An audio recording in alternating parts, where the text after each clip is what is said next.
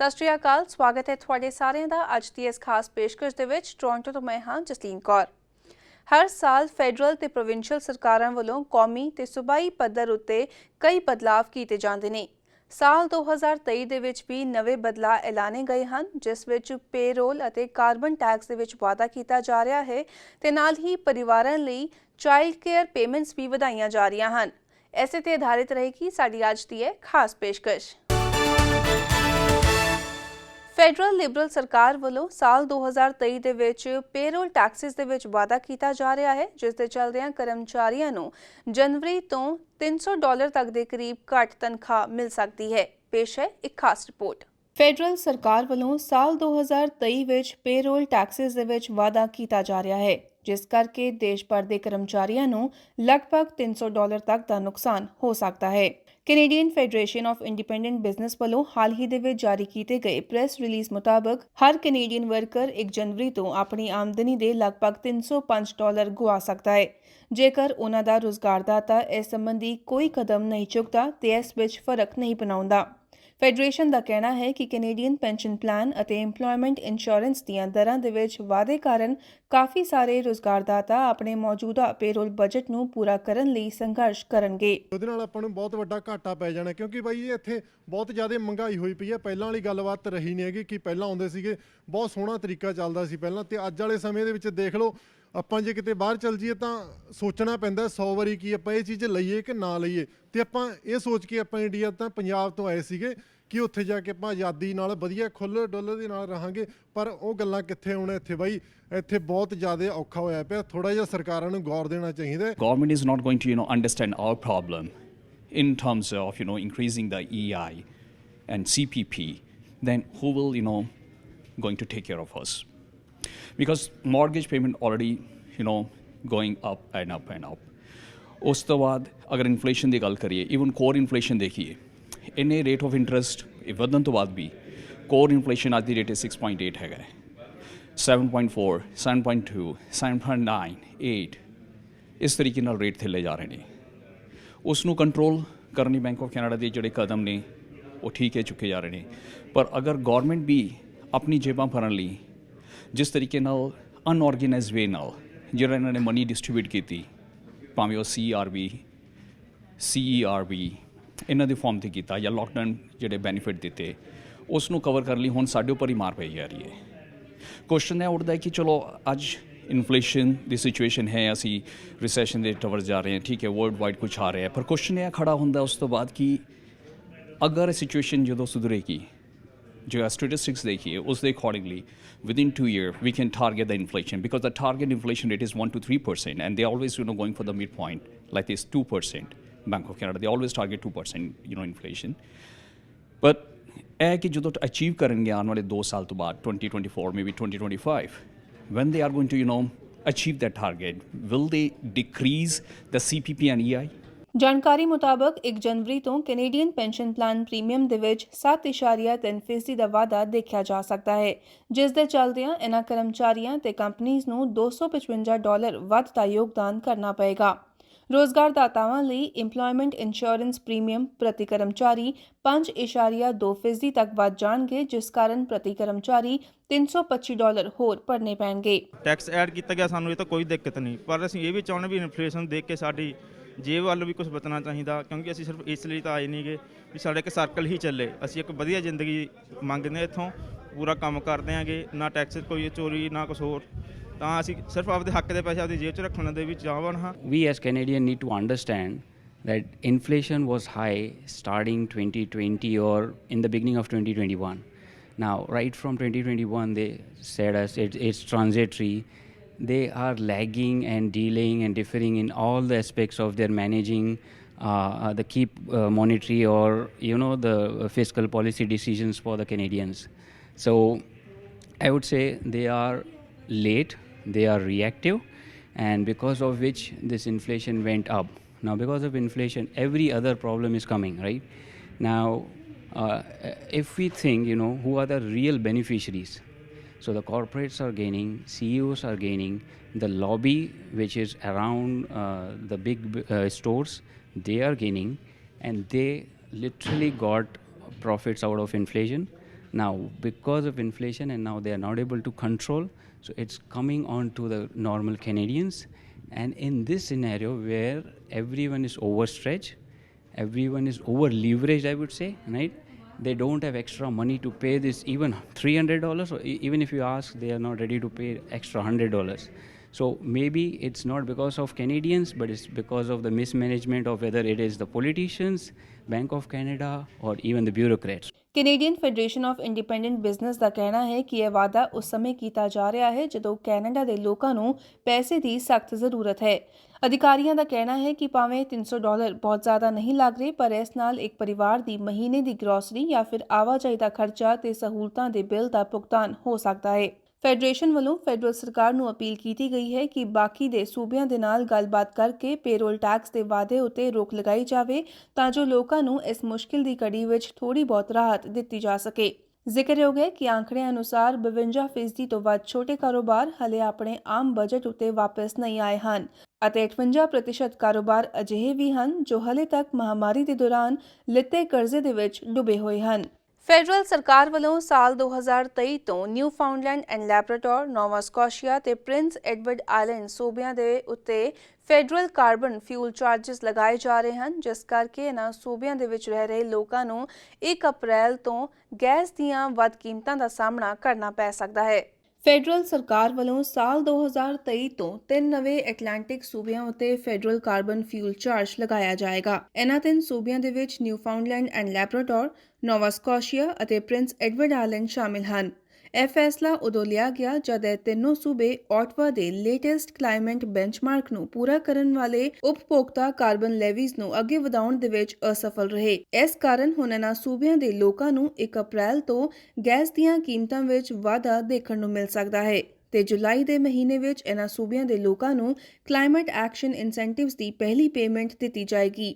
ਇਸ ਤੋਂ ਇਲਾਵਾ ਜੇ ਗੱਲ ਕਰੀਏ ਬਾਕੀ ਸੂਬਿਆਂ ਦੀ ਤੇ ਓਨਟਾਰੀਓ, ਮੈਨੀਟੋਬਾ, ਸਸਕੈਚੁਅਨ, ਐਲਬਰਟਾ, ਯੂਕੌਨ ਅਤੇ ਨਿਊਨਾਬਰਟ ਜਿੱਥੇ ਫੈਡਰਲ ਸਰਕਾਰ ਵੱਲੋਂ ਪਹਿਲਾਂ ਤੋਂ ਹੀ ਕਾਰਬਨ ਫਿਊਲ ਚਾਰजेस ਲਾਗੂ ਹਨ, ਉੱਥੇ ਲੋਕਾਂ ਨੂੰ ਅਪ੍ਰੈਲ ਤੋਂ ਐਗਜ਼ਿਸਟਿੰਗ ਰਿਬੇਟਸ ਦੇ ਵਿੱਚ ਵਾਧਾ ਵੇਖਣ ਨੂੰ ਮਿਲੇਗਾ। ਬ੍ਰਿਟਿਸ਼ ਕੋਲੰਬੀਆ, ਨਿਊ ਬ੍ਰੰਸਵਿਕ ਅਤੇ ਨਾਰਥ ਵੈਸਟ ਟੈਰੀਟਰੀਜ਼ ਤੇ ਕਿਊਬੈਕ ਵੱਲੋਂ ਆਪਣੇ ਖੁਦ ਦੇ ਪੋਲਿਊਸ਼ਨ ਪ੍ਰਾਈਸਿੰਗ ਸਿਸਟਮਸ ਨੂੰ ਲਾਗੂ ਰੱਖਿਆ ਜਾਏਗਾ। ਫੈਡਰਲ ਸਰਕਾਰ ਵੱਲੋਂ ਕਾਰਬਨ ਟੈਕਸ ਦੇ ਰਿਬੇਟਸ ਦਾ ਵੇਰਵਾ ਸਾਂਝਾ ਕਰਦਿਆਂ ਦੱਸਿਆ ਗਿਆ ਹੈ ਕਿ ਸਾਲ 2023 ਤੋਂ ਵੱਖ-ਵੱਖ ਸੂਬਿਆਂ ਦੇ ਵਿੱਚ ਮਹਿੰਗਾਈ ਨੂੰ ਮੱਦੇਨਜ਼ਰ ਰੱਖਦਿਆਂ ਵੱਧ ਰਕਮਾਂ ਦੇ ਚੈੱਕ ਵੰਡੇ ਜਾਣਗੇ। ਇਸ ਰਾਹੀਂ 4 ਲੋਕਾਂ ਦੇ ਪਰਿਵਾਰਾਂ ਨੂੰ ਐਲਬਰਟਾ ਦੇ ਵਿੱਚ $386, ਮੈਨੀਟੋਬਾ ਦੇ ਵਿੱਚ $264, ਆਟਵਾ ਦੇ ਵਿੱਚ $244 ਅਤੇ ਸਸਕੈਚੁਅਨ ਦੇ ਵਿੱਚ $340 ਦੀ ਮਦਦ ਮੁਹੱਈਆ ਕਰਵਾਈ ਜਾਏਗੀ। ਇਸ ਤੋਂ ਇਲਾਵਾ ਨਿਊਫਾਊਂਡਲੈਂਡ ਐਂਡ ਲੈਬਰਾਡੋਰ ਦੇ ਵਿੱਚ ਪਰਿਵਾਰਾਂ ਨੂੰ $328, ਨੋਵਾ ਸਕੋਸ਼ੀਆ ਦੇ ਵਿੱਚ $248 ਅਤੇ ਪ੍ਰਿੰਸ ਐਡਵਰਡ ਆਇਲੈਂਡ ਵਿੱਚ $240 ਦੀ ਮਦਦ 4 ਲੋਕਾਂ ਦੇ ਪਰਿਵਾਰਾਂ ਨੂੰ ਮੁਹੱਈਆ ਕਰਵਾਈ ਜਾਏਗੀ। ਮੌਜੂਦਾ ਫੈਡਰਲ ਲਿਬਰਲ ਸਰਕਾਰ ਵੱਲੋਂ ਸਭ ਤੋਂ ਪਹਿਲਾਂ 2019 ਦੇ ਵਿੱਚ ਕਾਰਬਨ ਪ੍ਰਦੂਸ਼ਣ ਉੱਤੇ ਇੱਕ ਪ੍ਰਗਤੀਸ਼ੀਲ ਕੀਮਤ ਪੇਸ਼ ਕੀਤੀ ਗਈ ਸੀ ਤਾਂ ਜੋ ਘਰਾਂ ਅਤੇ ਕਾਰੋਬਾਰਾਂ ਨੂੰ ਉਹਨਾਂ ਦੇ ਨਿਕਾਸ ਨੂੰ ਘਟਾਉਣ ਲਈ ਉਤਸ਼ਾਹਿਤ ਕੀਤਾ ਜਾ ਸਕੇ। ਦੱਸ ਦਈਏ ਕਿ ਹਰ ਇੱਕ ਪ੍ਰੋਵਿੰਸ ਅਤੇ ਟੈਰੀਟਰੀ ਦੇ ਕੋਲ ਫੈਡਰਲ ਪ੍ਰਾਈਸਿੰਗ ਸਿਸਟਮ ਨੂੰ ਅਪਣਾਉਣ ਜਾਂ ਸਥਾਨਕ ਲੋੜਾਂ ਦੇ ਆਧਾਰ ਉੱਤੇ ਆਪਣੀ ਖੁਦ ਦੀ ਡਿਜ਼ਾਈਨ ਕਰਨ ਦਾ ਵਿਕਲਪ ਹੁੰਦਾ ਹੈ। ਜ਼ਿਕਰਯੋਗ ਹੈ ਕਿ ਅਗਲੇ ਸਾਲ ਦੀ ਕਾਰਬਨ ਲੇਵੀ ਦੇ ਵਿੱਚ ਵਾਧਾ ਉਦੋਂ ਕੀਤਾ ਗਿਆ ਹੈ ਜਦ ਕੈਨੇਡੀਅਨਸ ਪਹਿਲਾਂ ਹੀ ਗੈਸੋਲੀਨ, ਡੀਜ਼ਲ, ਕੁਦਰਤੀ ਗੈਸ ਅਤੇ ਹੀਟਿੰਗ ਆਇਲ ਲਈ ਉੱਚੀਆਂ ਕੀਮਤਾਂ ਦਾ ਭੁਗਤਾਨ ਕਰ ਰਹੇ ਹਨ। ਕਾਰਬਨ ਲੇਵੀ ਅਗਲੇ ਸਾਲ $65 ਪ੍ਰਤੀ ਟਨ ਤੱਕ ਵਧਣ ਦੀ ਉਮੀਦ ਹੈ ਅਤੇ ਫਿਰ ਸਾਲ 2030 ਵਿੱਚ $170 ਤੱਕ ਪਹੁੰਚਣ ਤੱਕ ਸਾਲਾਨਾ $15 ਦਾ ਵਾਅਦਾ ਕੀਤਾ ਜਾਏਗਾ। ਨਵਾਂ ਸਾਲ ਚੜ੍ਹਦੇ ਹੀ ਕੈਨੇਡਾ ਵਿੱਚ ਵਿਦੇਸ਼ੀ ਲੋਕਾਂ ਦੇ ਘਰ ਖਰੀਦਣ ਉੱਤੇ ਬੈਨ ਲਾਗੂ ਕੀਤਾ ਗਿਆ ਹੈ। Canada mortgage and housing corporation ਵੱਲੋਂ ਸਾਂਝੀ ਕੀਤੀ ਗਈ ਜਾਣਕਾਰੀ ਮੁਤਾਬਕ ਇਹ ਨਵਾਂ ਬੈਨ 1 ਜਨਵਰੀ ਤੋਂ ਲਾਗੂ ਕੀਤਾ ਗਿਆ ਹੈ, ਜਿਸ ਤਹਿਤ ਕੈਨੇਡਾ ਦੇ ਵਿੱਚ ਕੋਈ ਵੀ ਵਿਦੇਸ਼ੀ ਨਾਗਰਿਕ ਜਾਂ ਕੰਪਨੀ ਰਿਹਾਇਸ਼ੀ ਜਾਇਦਾਦ ਨਹੀਂ ਖਰੀਦ ਸਕਦੀ। ਕੈਨੇਡਾ ਵਿੱਚ ਹਾਊਸਿੰਗ ਮਾਰਕੀਟ ਨੂੰ ਕੈਨੇਡੀਅਨਸ ਲਈ ਖੁੱਲ੍ਹਾ ਰੱਖਣ ਵਾਸਤੇ ਫੈਡਰਲ ਸਰਕਾਰ ਵੱਲੋਂ ਨਵਾਂ ਕਾਨੂੰਨ ਪਾਸ ਕੀਤਾ ਗਿਆ ਸੀ, ਜਿਸ ਤਹਿਤ ਗੈਰ ਕੈਨੇਡੀਅਨਸ ਉੱਤੇ 1 ਜਨਵਰੀ 2023 ਤੋਂ ਕੈਨੇਡਾ ਵਿੱਚ ਘਰ, ਜ਼ਮੀਨ ਅਤੇ ਜਾਇਦਾਦ ਖਰੀਦਣ ਉੱਤੇ 2 ਸਾਲ ਦੀ ਰੋਕ ਲਗਾ ਦਿੱਤੀ ਜਾਏਗੀ। ਇਸ ਕਾਨੂੰਨ ਉੱਤੇ ਬੀਤੇ ਕੁਝ ਸਮੇਂ ਤੋਂ ਲਗਾਤਾਰ ਵਿਚਾਰ ਚਰਚਾ ਜਾਰੀ ਸੀ। ਇਸ ਕਾਨੂੰਨ ਦਾ ਮੁੱਖ ਮਕਸਦ ਹਾਊਸਿੰਗ ਮਾਰਕੀਟ ਨੂੰ ਕੈਨੇਡੀਅਨਸ ਵਾਸਤੇ ਖੁੱਲ੍ਹਾ ਰੱਖਣ ਦਾ ਹੈ। ਇਸ ਕਾਨੂੰਨ ਦੇ ਅਧੀਨ ਸਿਰਫ ਉਹ ਰਿਹਾਇਸ਼ੀ ਘਰ ਜਾਂ ਇਮਾਰਤਾਂ ਆਉਂਦੀਆਂ ਹਨ ਜਿਨ੍ਹਾਂ ਵਿੱਚ 3 ਜਾਂ 3 ਤੋਂ ਘੱਟ ਘਰ ਹੋਣ। ਨਾਲ ਹੀ ਜੇਕਰ ਕੋਈ ਗੈਰ ਕੈਨੇਡੀਅਨ ਇਸ ਕਾਨੂੰਨ ਦੀ ਪਾਲਣਾ ਨਹੀਂ ਕਰਦਾ ਤੇ ਉਸ ਨੂੰ $10,000 ਤੱਕ ਦਾ ਜੁਰਮਾਨਾ ਲੱਗ ਸਕਦਾ ਹੈ। ਇਸ ਤੋਂ ਇਲਾਵਾ ਇਹ ਕਾਨੂੰਨ ਸਰਕਾਰ ਨੂੰ ਗੈਰ ਕੈਨੇਡੀਅਨਸ ਵੱਲੋਂ ਖਰੀਦੇ ਗਏ ਘਰਾਂ ਨੂੰ ਦੁਬਾਰਾ ਵੇਚਣ ਦਾ ਹੱਕ ਵੀ ਪ੍ਰਦਾਨ ਕਰਦਾ ਹੈ। ਦੱਸ ਦਈਏ ਕਿ ਇਸ ਕਾਨੂੰਨ ਦੇ ਵਿੱਚ ਕੁਝ ਐਗਜ਼ੈਂਪਸ਼ਨਸ ਵੀ ਰੱਖੀਆਂ ਗਈਆਂ ਹਨ। ਐਗਜ਼ੈਂਪਸ਼ਨਸ ਦੇ ਵਿੱਚ immigration and refugee protection act ਅਧੀਨ ਆਉਂਦੇ ਟੈਂਪਰੇਰੀ ਰੈਜ਼ੀਡੈਂਟਸ ਸ਼ਾਮਿਲ ਹਨ। ਇਸ ਤੋਂ ਇਲਾਵਾ ਕੌਮਾਂਤਰੀ ਵਿਦਿਆਰਥੀ ਜਿਹੜੇ ਪਰਮਨੈਂਟ ਰੈਜ਼ੀਡੈਂਸੀ ਲਈ ਅਪਲਾਈ ਕਰ ਰਹੇ ਹਨ ਅਤੇ ਵਰਕ ਪਰਮਿਟ ਹੋਲਡਰਸ ਨੂੰ ਵੀ ਐਗਜ਼ੈਂਪਸ਼ਨ ਦਿੱਤੀ ਗਈ ਹੈ। ਇਸ ਦੇ ਨਾਲ ਹੀ ਜੇਕਰ ਕੋਈ ਨਾਨ ਕੈਨੇਡੀਅਨ ਆਪਣੇ ਕੈਨੇਡੀਅਨ ਸਪਾਊਸ ਜਾਂ ਕਾਮਨ ਲਾਅ ਪਾਰਟਨਰ ਦੇ ਨਾਲ ਰੈਜ਼ੀਡੈਂਸ਼ੀਅਲ ਪ੍ਰਾਪਰਟੀ ਖਰੀਦਣਾ ਚਾਹੁੰਦਾ ਹੈ ਤੇ ਉਹ ਖਰੀਦ ਸਕਦਾ ਹੈ। ਜ਼ਿਕਰਯੋਗ ਹੈ ਕਿ ਇਹ ਕਾਨੂੰਨ ਫਿਲਹਾਲ 2 ਸਾਲ ਲਈ ਵਰਤੋਂ ਵਿੱਚ ਲਿਆਂਦਾ ਗਿਆ ਹੈ, ਜਿਸ ਨੂੰ 2 ਸਾਲ ਬਾਅਦ ਮੁੜ ਤੋਂ ਲਾਗੂ ਕੀਤਾ ਜਾ ਸਕਦਾ ਹੈ ਜਾਂ ਫਿਰ ਹਟਾਇਆ ਵੀ ਜਾ ਸਕਦਾ ਹੈ। ਫਿਲਹਾਲ ਸਮਾਂ ਹੋ ਗਿਆ ਇੱਕ ਛੋਟੀ ਜਿਹੀ ਬ੍ਰੇਕ ਦਾ। ਬ੍ਰੇਕ ਤੋਂ ਬਾਅਦ ਵੀ ਸਾਡੀ ਇਹ ਖਾਸ ਪੇਸ਼ਕਸ਼ ਇਸੇ ਤਰ੍ਹਾਂ ਜਾਰੀ ਰਹੇਗੀ। ਜਲਦ ਹਾਜ਼ਰ ਹੁੰਦੇ ਹਾਂ।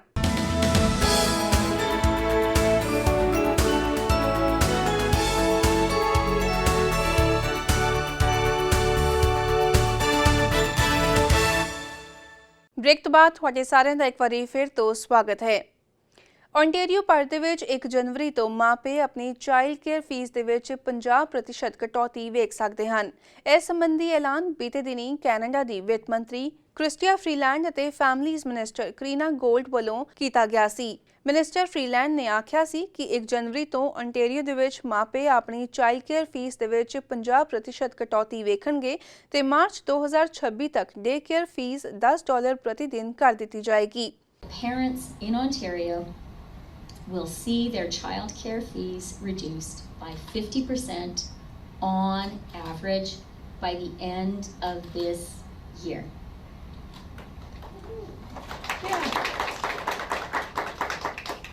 And Ontario is on track to see child care fees of just $10 a day by March of 2026. Cutting fees in half could save parents in Ontario about $6,000 per year per child. And as families here in Ontario are dealing with elevated inflation, those savings will mean real relief. ਇਸ ਫੈਸਲੇ ਦਾ Ontario ਦੇ ਸਿੱਖਿਆ ਮੰਤਰੀ Stephen ਲੈਚੇ ਵੱਲੋਂ ਵੀ ਸਵਾਗਤ ਕੀਤਾ ਗਿਆ ਸੀ। Starting January 1st, we are proud to deliver a 50% reduction in childcare fees, which is going to save families significantly. A 50% decrease in childcare fees will save anywhere between $6,000 and $10,000 per child. It's why we're excited to be here at the Y to promote our plan to provide relief to families. And let me recognize the strong partnership with all levels of government, with all operators, and with our families working together to get this done. Earlier this year in March, Ontario's government signed this historic $13.2 billion national child care agreement with the federal government that includes additional year of funding. And I'm proud to say that since then, 92% of our licensed child care operators have enrolled in this program. This is significant for Ontario families and parents because it ensures that their choice is respected and as many families are supported. Because of this, parents with children under the age of 6 in these participating centers are already receiving an average of 25% in savings that were retroactive to April 1st. ਜ਼ਿਕਰਯੋਗ ਹੈ ਕਿ Ontario federal ਸਰਕਾਰ ਦੇ ਨਾਲ child care agreement ਉਤੇ ਸਹਿਮਤੀ ਪ੍ਰਗਟਾਉਣ ਵਾਲਾ ਆਖਰੀ ਸੂਬਾ ਸੀ। ਫੈਡਰਲ ਤੇ ਸੂਬਾ ਸਰਕਾਰ ਵੱਲੋਂ ਦਾਅਵਾ ਕੀਤਾ ਜਾ ਰਿਹਾ ਹੈ ਕਿ ਇਸ ਐਗਰੀਮੈਂਟ ਰਾਹੀਂ ਮਾਪਿਆਂ ਨੂੰ ਪ੍ਰਤੀ ਸਾਲ ਪ੍ਰਤੀ ਬੱਚਾ $6,000 ਦੀ ਬਚਤ ਹੋਵੇਗੀ। ਓਨਟਾਰੀਓ ਭਰ ਦੇ ਵਿੱਚ ਫਾਰਮਾਸਿਸਟ ਨੂੰ 1 ਜਨਵਰੀ ਤੋਂ 13 ਆਮ ਬਿਮਾਰੀਆਂ ਲਈ ਪ੍ਰਿਸਕ੍ਰਿਪਸ਼ਨ ਲਿਖਣ ਦੀ ਇਜਾਜ਼ਤ ਦਿੱਤੀ ਗਈ, ਜਿਸ ਨਾਲ ਮੈਡੀਕਲ ਉਡੀਕ ਸਮੇਂ ਨੂੰ ਘਟਾਉਣ ਦੇ ਵਿੱਚ ਮਦਦ ਮਿਲ ਸਕਦੀ ਹੈ। ਓਨਟਾਰੀਓ ਸਰਕਾਰ ਦੇ ਅਧਿਕਾਰੀਆਂ ਵੱਲੋਂ ਜਾਰੀ ਕੀਤੇ ਗਏ ਬਿਆਨ ਦੇ ਵਿੱਚ ਆਖਿਆ ਗਿਆ ਸੀ ਕਿ ਹੁਣ ਫਾਰਮਾਸੀਜ਼ ਉੱਤੇ 1 ਜਨਵਰੀ ਤੋਂ ਕੁਝ ਮੈਡੀਕਲ ਸਮੱਸਿਆਵਾਂ ਲਈ ਇਲਾਜ ਹੋ ਸਕੇਗਾ। ਇਸ ਅਧੀਨ ਲੋਕੀ ਸੰਬੰਧਿਤ ਫਾਰਮਾਸੀਜ਼ ਉੱਤੇ ਆਪਣਾ ਹੈਲਥ ਕਾਰਡ ਵਿਖਾ ਕੇ ਪ੍ਰਿਸਕ੍ਰਿਪਸ਼ਨ ਹਾਸਲ ਕਰ ਸਕਣਗੇ। ਲੋਕਾਂ ਨੂੰ ਇਹ ਸਲਾਹ ਵੀ ਦਿੱਤੀ ਜਾ ਰਹੀ ਹੈ ਕਿ ਪਹਿਲਾਂ ਆਪਣੇ ਫਾਰਮਾਸਿਸਟ ਨੂੰ ਕਾਲ ਕਰਕੇ ਇਹ ਪੁਸ਼ਟੀ ਕਰ ਲੈਣ ਕਿ ਉਹ ਪ੍ਰਿਸਕ੍ਰਿਪਸ਼ਨ ਮੁਹੱਈਆ ਕਰਵਾ ਰਹੇ ਹਨ ਜਾਂ ਫਿਰ ਨਹੀਂ। ਦੱਸ ਦਈਏ ਕਿ Shoppers Drug Mart, Rexall Pharmacy Group, Remedy's RX ਅਤੇ ਜਿਹੜੇ ਦ ਮੈਡੀਸਨ ਸ਼ਾਪ ਫਾਰਮਾਸਿਸਟ ਚਲਾਉਂਦੇ ਹਨ, ਉਹਨਾਂ ਦੇ ਫਾਰਮਾਸਿਸਟ ਇਸ ਪ੍ਰੋਗਰਾਮ ਦੇ ਵਿੱਚ ਹਿੱਸਾ ਲੈ ਰਹੇ ਹਨ। Ontario is making it easier for you to connect to care closer to home. As of January 1st, pharmacists across the province can prescribe treatment options for 13 of your most common ailments, like allergies, rashes, pink eye, and urinary tract infections. We're excited to make it easier and faster for you to get the care you need when you need it. You won't need a doctor's appointment, and there's no charge for the visit. And you can easily get prescriptions filled on the spot. Pharmacy prescribing is just one of the ways we're making care more convenient for you. Ontario ਭਰ ਦੇ ਹਸਪਤਾਲਾਂ ਦੇ ਵਿੱਚ ਨਰਸਾਂ ਦੀ ਘਾਟ ਨੂੰ ਪੂਰਾ ਕਰਨ ਲਈ ਓਨਟੇਰੀਓ ਸਰਕਾਰ ਵੱਲੋਂ ਇੰਟਰਨੈਸ਼ਨਲੀ ਟ੍ਰੇਨਡ ਨਰਸਿਸ ਨੂੰ ਹਸਪਤਾਲਾਂ ਦੇ ਵਿੱਚ ਕੰਮ ਕਰਨ ਦੀ ਇਜਾਜ਼ਤ ਦਿੱਤੀ ਗਈ ਸੀ ਤੇ ਨਾਲ ਹੀ ਕੁਝ ਹੋਰ ਨਵੇਂ ਬਦਲਾਅ ਦਾ ਐਲਾਨ ਵੀ ਕੀਤਾ ਗਿਆ ਸੀ ਜੋ 1 ਜਨਵਰੀ ਤੋਂ ਲਾਗੂ ਕੀਤੇ ਗਏ ਹਨ। ਪੇਸ਼ ਹੈ ਇੱਕ ਖਾਸ ਰਿਪੋਰਟ। ਓਨਟੇਰੀਓ ਦੀ ਸਿਹਤ ਮੰਤਰੀ ਸਿਲਵੀਆ ਜੋਨਸ ਵੱਲੋਂ ਅਕਤੂਬਰ 2022 ਦੇ ਵਿੱਚ ਸੂਬੇ ਵਿੱਚ ਸਿਹਤ ਸੰਭਾਲ ਦੇ ਖੇਤਰ ਨੂੰ ਬਹਾਲ ਕਰਨ ਵਾਸਤੇ ਅੰਤਰਰਾਸ਼ਟਰੀ ਪੱਧਰ ਉੱਤੇ ਪੜ੍ਹੀਆਂ ਨਰਸਿਸ ਨੂੰ ਓਨਟੇਰੀਓ ਦੇ ਹਸਪਤਾਲਾਂ ਦੇ ਵਿੱਚ ਕੰਮ ਕਰਨ ਦੀ ਇਜਾਜ਼ਤ ਦਿੱਤੀ ਗਈ ਸੀ। ਇਸ ਦੇ ਨਾਲ ਹੀ ਕਈ ਹੋਰ ਬਦਲਾਵਾਂ ਦਾ ਵੀ ਐਲਾਨ ਕੀਤਾ ਗਿਆ ਸੀ ਜੋ 1 ਜਨਵਰੀ ਤੋਂ ਲਾਗੂ ਕੀਤੇ ਗਏ ਹਨ। ਇਹਨਾਂ ਨਵੇਂ ਬਦਲਾਵਾਂ ਅਧੀਨ ਹੈਲਥ ਰੈਗੂਲੇਟਰੀ ਕਾਲਜਾਂ ਨੂੰ ਰਜਿਸਟ੍ਰੇਸ਼ਨ ਫੈਸਲੇ ਲੈਣ ਲਈ ਸਮਾਂ ਸੀਮਾਵਾਂ ਦੀ ਪਾਲਣਾ ਕਰਨੀ ਹੋਏਗੀ। ਕੁਝ ਐਕਸੈਪਸ਼ਨਸ ਜਿਵੇਂ ਕਿ ਜਿੱਥੇ ਬਰਾਬਰ ਅੰਤਰਰਾਸ਼ਟਰੀ ਅਨੁਭਵ ਸਵੀਕਾਰ ਕੀਤਾ ਜਾਂਦਾ ਹੈ ਉੱਥੇ ਹੈਲਥ ਰੈਗੂਲੇਟਰੀ ਕਾਲਜਾਂ ਨੂੰ ਰਜਿਸਟ੍ਰੇਸ਼ਨ ਪਰਪਸ ਲਈ ਕੈਨੇਡੀਅਨ ਵਰਕ ਐਕਸਪੀਰੀਅੰਸ ਦੀ ਜ਼ਰੂਰਤ ਨਹੀਂ ਹੋਵੇਗੀ ਤੇ ਕੈਨੇਡਾ ਵਿੱਚ ਪ੍ਰਵਾਸੀਆਂ ਲਈ ਡੁਪਲੀਕੇਟ ਲੈਂਗੁਏਜ ਪ੍ਰੋਫੀਸ਼ੀਐਂਸੀ ਦੀ ਜਾਂਚ ਨੂੰ ਘਟਾਉਣ ਲਈ ਇਮੀਗ੍ਰੇਸ਼ਨ ਅਤੇ ਰਿਫਿਊਜੀ ਪ੍ਰੋਟੈਕਸ਼ਨ ਐਕਟ ਦੇ ਅਧੀਨ ਪ੍ਰਵਾਨਿਤ ਲੈਂਗੁਏਜ ਟੈਸਟ ਨੂੰ ਸਵੀਕਾਰ ਕੀਤਾ ਜਾਏਗਾ। ਇਸ ਤੋਂ ਇਲਾਵਾ 31 ਅਗਸਤ 2023 ਤੋਂ ਹੈਲਥ ਰੈਗੂਲੇਟਰੀ ਕਾਲਜਾਂ ਨੂੰ ਰਜਿਸਟ੍ਰੇਸ਼ਨ ਦੀ ਇੱਕ ਨਵੀਂ ਸ਼੍ਰੇਣੀ ਦੀ ਲੋੜ ਹੋਵੇਗੀ ਜਿਸ ਦੀ ਵਰਤੋਂ ਭਵਿੱਖ ਦੇ ਵਿੱਚ ਐਮਰਜੈਂਸੀ ਦੀ ਸਥਿਤੀ ਵਿੱਚ ਸਿਹਤ ਕਰਮਚਾਰੀਆਂ ਦੀ ਸਪਲਾਈ ਨੂੰ ਸੁਰੱਖਿਅਤ ਕਰਨ ਵਿੱਚ ਮਦਦ ਲਈ ਤੇਜ਼ ਰਜਿਸਟ੍ਰੇਸ਼ਨ ਦੀ ਸਹੂਲਤ ਲਈ ਕੀਤੀ ਜਾ ਸਕੇਗੀ। ਹੈਲਥ ਕੇਅਰ ਸਿਸਟਮ ਦੇ ਵਿੱਚ ਕੀਤੇ ਜਾ ਰਹੇ ਬਦਲਾਅ ਦੇ ਨਾਲ ਬੇਸ਼ੱਕ ਸੂਬਾ ਸਰਕਾਰ ਵੱਲੋਂ ਵੱਧ ਤੋਂ ਵੱਧ ਨਰਸਿਸ ਨੂੰ ਭਰਤੀ ਕਰਨ ਅਤੇ ਹੈਲਥ ਕੇਅਰ ਸਿਸਟਮ ਦੇ ਵਿੱਚ ਸੁਧਾਰ ਲਿਆਉਣ ਦੀ ਕੋਸ਼ਿਸ਼ ਕੀਤੀ ਜਾ ਰਹੀ ਹੈ ਪਰ ਓਨਟੇਰੀਓ ਨਰਸਿਸ ਐਸੋਸੀਏਸ਼ਨ ਦੀ ਪ੍ਰੈਜ਼ੀਡੈਂਟ ਕੈਥਰੀਨ ਹੋਏ ਦਾ ਕਹਿਣਾ ਹੈ ਕਿ ਸਿਹਤ ਸੰਭਾਲ ਦੇ ਖੇਤਰ ਵਿੱਚ ਕਈ ਹੋਰ ਪਾਬੰਦੀਆਂ ਵੀ ਹਨ ਜਿਨ੍ਹਾਂ ਦੀ ਵਜ੍ਹਾ ਕਰਕੇ ਇਸ ਖੇਤਰ ਵਿੱਚ ਸਿਹਤ ਕਰਮਚਾਰੀਆਂ ਦੀ ਭਾਗੀਦਾਰੀ ਕਾਫੀ ਘੱਟ ਹੈ। ਨਾਲ ਹੀ ਉਹਨਾਂ ਨੇ ਇਹ ਵੀ ਆਖਿਆ ਕਿ ਅੰਤਰਰਾਸ਼ਟਰੀ ਪੱਧਰ ਉੱਤੇ ਸਿੱਖਿਆ ਪ੍ਰਾਪਤ ਕਰ ਚੁੱਕੀਆਂ ਨਰਸਿਸ ਨੂੰ ਕੈਨੇਡਾ ਦੇ ਸਿਹਤ ਸੰਭਾਲ ਦੇ ਇਸ ਖੇਤਰ ਵਿੱਚ ਕੰਮ ਕਰਨ ਵਾਸਤੇ ਵੱਧ ਨਿਗਰਾਨੀ ਅਤੇ ਵੱਧ ਸਲਾਹ ਦੀ ਲੋੜ ਪਏਗੀ ਜਿਸ ਲਈ ਹਾਲੇ ਫਿਲਹਾਲ ਕੋਈ ਵੀ ਉਪਲਬਧ ਨਹੀਂ ਹੈ।